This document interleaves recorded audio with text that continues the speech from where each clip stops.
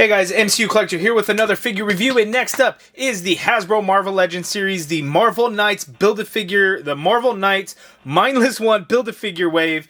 First, we're going to take a look at Blade, because he's the most popular one.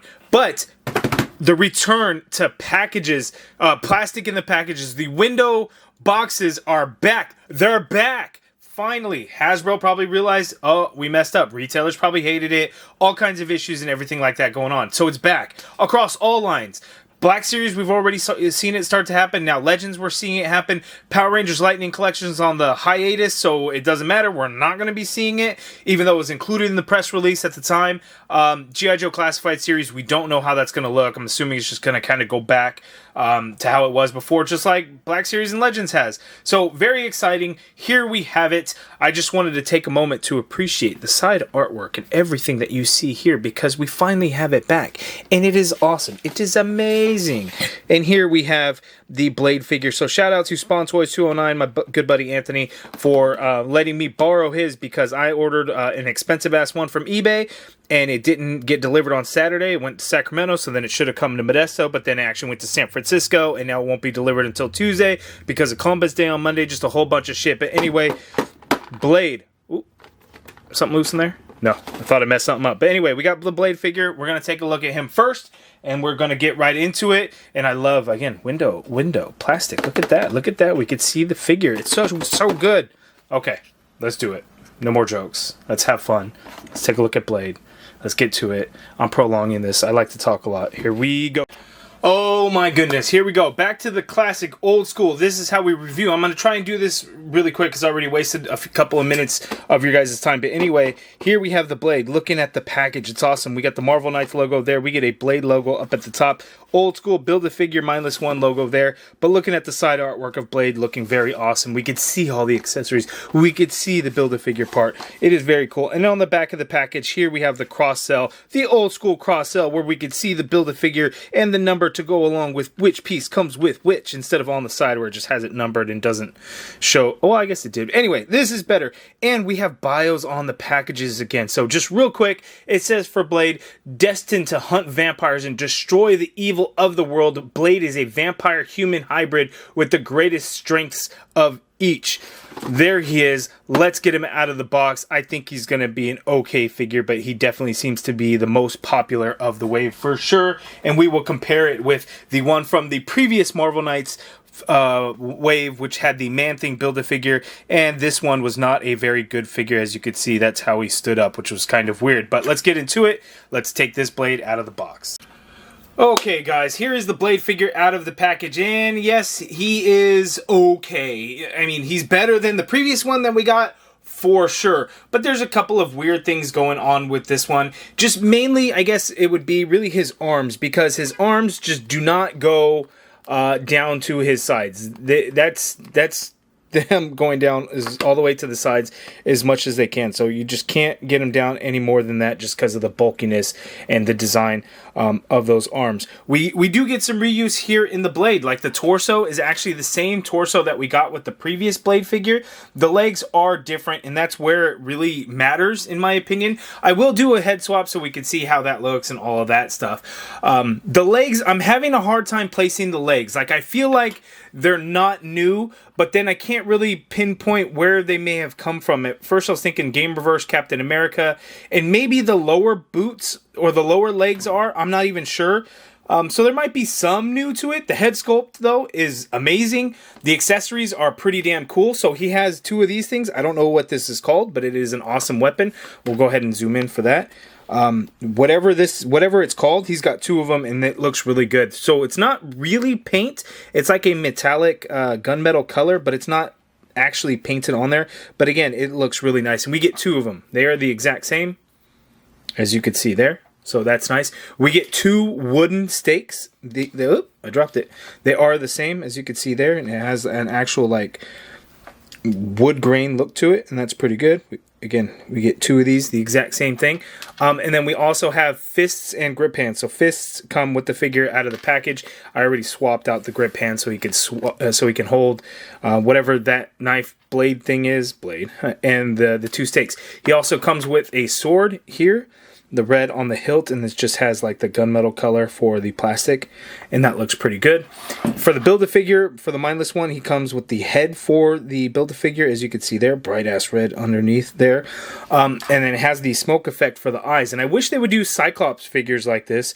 So the way this works is you could just like clip it in like so, and then it has like the smoking effect coming from the eyes, the eye of the Mindless one, which is cool. Or you can have it not without, and it doesn't, it just clips in there. It looks good with or without. That is pretty awesome. So maybe one day Cyclops figures can use something, a similar technique, and that would be really cool. So we'll stick the Build-A-Figure piece off to the side and take a look at all of that all together when the time comes after we look at all the figures in the wave. But for now, let's take a closer look at Blade.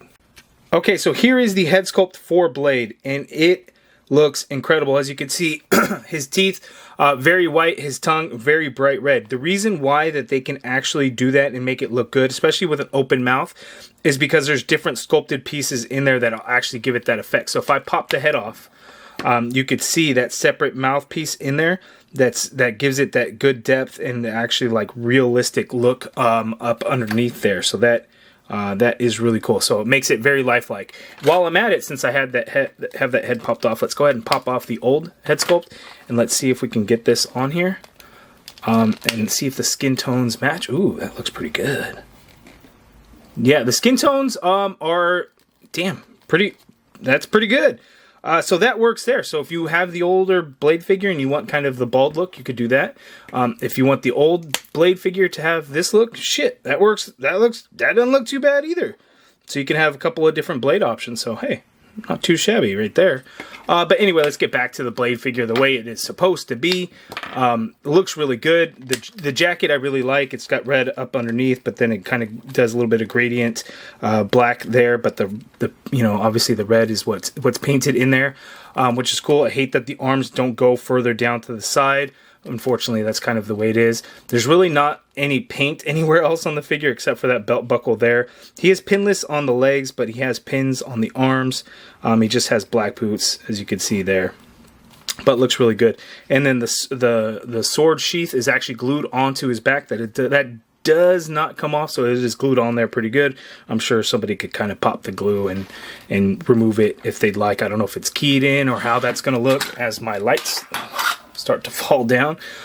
Here the sword, you can see it just sheaths right in like so, but it's not a tight fit like at all. So as you can see, oh, now it's a tight fit. Earlier it just fell out completely on me. Okay, I lied. It's a tight fit apparently, but earlier it completely fell out.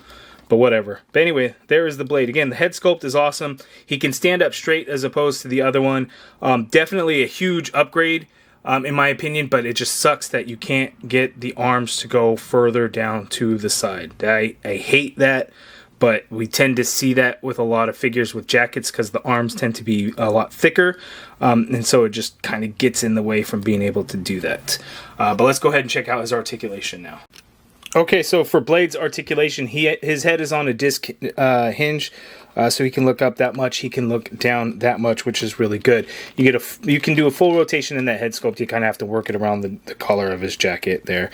Not really a lot of pivot going on in the neck, but I guess you can get some, I guess.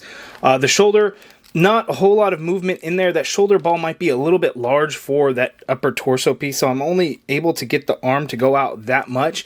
That's pretty disappointing. Yeah, that's really all you're going to be able to get it going. I mean, the shoulders on this are pretty large, even though the bicep is larger than the shoulder, so that's another problem.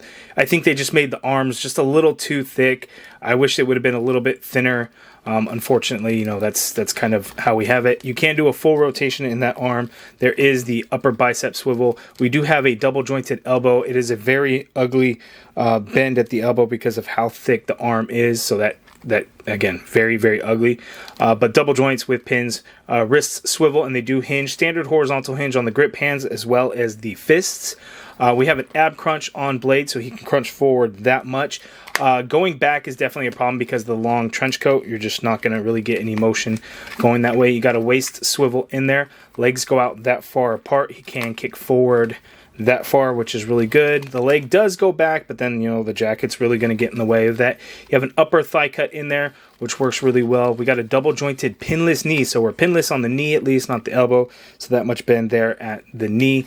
We got a boot swivel in there as well. Foot hinges all the way down. We get some good hinge up, ankle pivot, peg holes at the bottom of the feet. So pretty good articulation. It's just the arms are just really going to kill me not being able to get them down, but pretty good. Most importantly, he can stand up nicely without leaning forward or anything, and the legs can be straight because the other one can't do that. So let's check that out now. Yeah, seeing them side by side, it's just kind of crazy, but the real issue is look at how that blade has to stand up because it has the really weird hips that came with the movie Electro from the Amazing Spider-Man 2 movie. You just couldn't get the legs like straight. The design of the legs, it was just really bad, and you know, we all complained at the time, and then to never see these legs or hips ever used again because it's just really bad, right? It's really bad. So nice upgrade that we see there. But again, those heads can swap around. So if you have this one, you know, you can do some things with it. That'd be pretty cool. One thing that I do like about this other blade though is we get a little bit more paint on this torso. So we got that nice silver paint there, and then the silver paint here on the sides. This coat obviously covers those things up, so they're not painted. Like, why? I mean, you know, it'd be fairly pointless to paint those since the coat's in the way, but it would have been cool, like if you take the coat off, you swap the arms or something. That might be something to see. I'm not a customizer in any kind of way. I don't know how to separate some of those pieces. I know people can do that. I think this blade would look pretty cool with these legs if you had different arms. So maybe if you took these arms off and put them on there, or found other pinless arms to use, you know, that could work. But, you know, definitely an upgrade from the previous blade figure. Okay, so that is my review of the blade figure. Definitely one to pick up if you do not have the previous blade figure. And even if you don't, this is definitely one to pick up. So is he going to be the best in the wave? In my opinion, it's probably going to go to the Daredevil figure. But I could be wrong on that. I mean, the Daredevil figure could end up being a piece of shit. I don't know. But this blade figure is really, really nice. Again, the arms is really the only downfall to this figure. You know, the accessories, I like the wooden stake accessories that we got this time. So the head, it's really nice. The head sculpt is fantastic. Again, Hasbro killed it on the head sculpt. Yeah, I'm really liking it. You guys let me know down in the comments below, what do you think of the blade figure? I think it's awesome. Were you one of the lucky ones that were able to get in the pre-order from Amazon early on and have it shipped out to you right now? Or did you guys get it in where it just went up the other day again for pre-order and were able to get it? But it said releasing October 7th, but it ain't coming until November apparently. But, you know, hopefully you guys secured yours. I'll have links in the video description below. If you guys like this video, please do me a favor and hit that thumbs up button. Subscribe if you haven't already done so. Hit that join button and become a channel member. Be a part of the MCU Collective if you want to support the channel. And as always, thank you for watching.